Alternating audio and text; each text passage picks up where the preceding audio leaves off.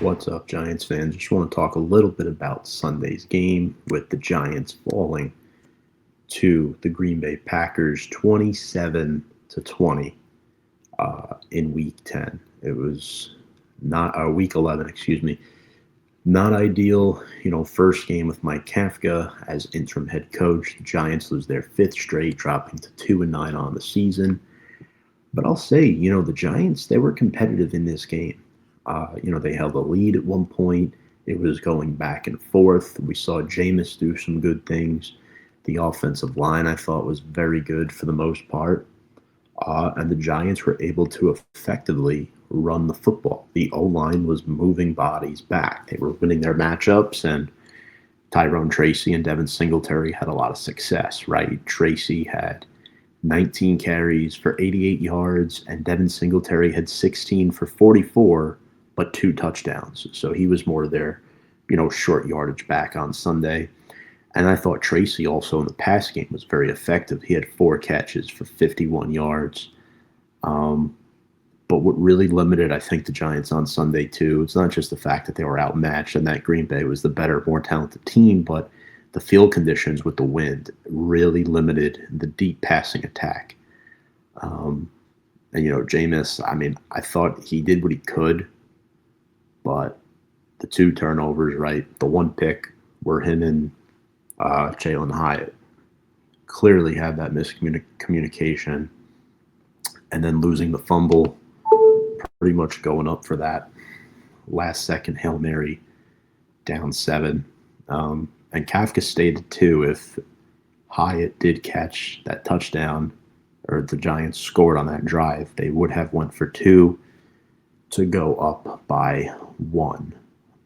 Despite all the, storylines this week with Daboll's firing, Kafka being the interim, Abdul Carter we'll talk about, but I thought the offense moved the ball well. They were 7 of 14 on third down, 3 of 4 on fourth down, and this was without Darius Slayton. Obviously, no Neighbors, Dart, or Scattaboo. I thought overall they were okay. Isaiah Hodgins was back. He led the team in catches and yards, 5 catches for 57 yards. Wandale, not his best game. They covered him very well, just 4 catches for him on 9 targets. But the fact that Isaiah Hodgins has as many catches as Jalin Hyatt does this year, and Hodgins has only played 1 game, is a massive problem. Jalin Hyatt, clear miss in the draft. Just not good. And that's why I think Joe Shane should still be on the hot seat. I do think they're going to let him at least finish out the year. But it could be a similar situation to Jacksonville last year, where he gets let go when they begin their coaching search, realizing, hey, no head coach wants to join and be on the same timeline as this GM, who is slightly on the hot seat here. In the Giants' eyes. I think in the fan base's eyes, his seat is scorching hot. But in reality, put yourselves in the shoes of the Giants. They don't want to make a move at GM as well. Lastly, here at the offense, I thought Theo Johnson was really good. He had 3 catches, but was excellent in run blocking, and I want to pinpoint more on that. That allowed the Giants to possess the ball for a lot of this game. They outgained the Packers by 40 yards, 336 to 296. Unfortunately for the Giants, it was similar stuff this year.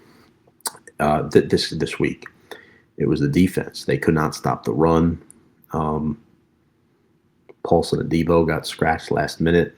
He experienced discomfort in his knee. Abdul Carter was benched on the first series for missing a practice. Reportedly, allegedly, I should say, he slept through a walkthrough, which is not good. That was reported by Dan Duggan, who is one of the more spot-on beat reporters for the Giants. And all of the missing pieces defensively, reason why the Packers averaged 5.5 yards per carry, the reason why they were 4 for 4 in the red zone. There were some bright spots. Brian Burns had 2 sacks, 4 QB hits, having an all-pro year, defensive player of the year type of year. I thought Flanagan Foles was decent. I don't think he's not a long-term starter, but he's better than Muasau. I'll tell you that. I'd rather him be starting next to Bobby O as long as Mike is out. And yeah, the whole Abdul Carter thing, I wouldn't be too worried yet. He owned up to his mistake, but he might have lied about the mistake that he made. He said something like about getting treatment or doing something rather than admitting that he was sleeping. I do believe that he was. Regardless, this looks really bad on Brian Dable, the type of behavior that was allowed when he was head coach. So whoever, is the next Giants head coach, whether it's Kafka or somebody else, needs to really harp down on this. And I do like that Kafka, held his young player accountable. There needs to be accountability, and I think that was lacking with Brian Dable. I liked how Kafka did some things different this week. You saw a more cool, calm, collected approach. I thought the play calling was somewhat similar. He never abandoned the run game, which was awesome to see. Defensively, there'll be no changes on the staff. As much as people do want Shane Bowen fired, I don't think that'll come until the end of the year. It does not make sense to fire him right now, as terrible as he is as a DC. If you fire a terrible DC, that terrible defense will only become more terrible.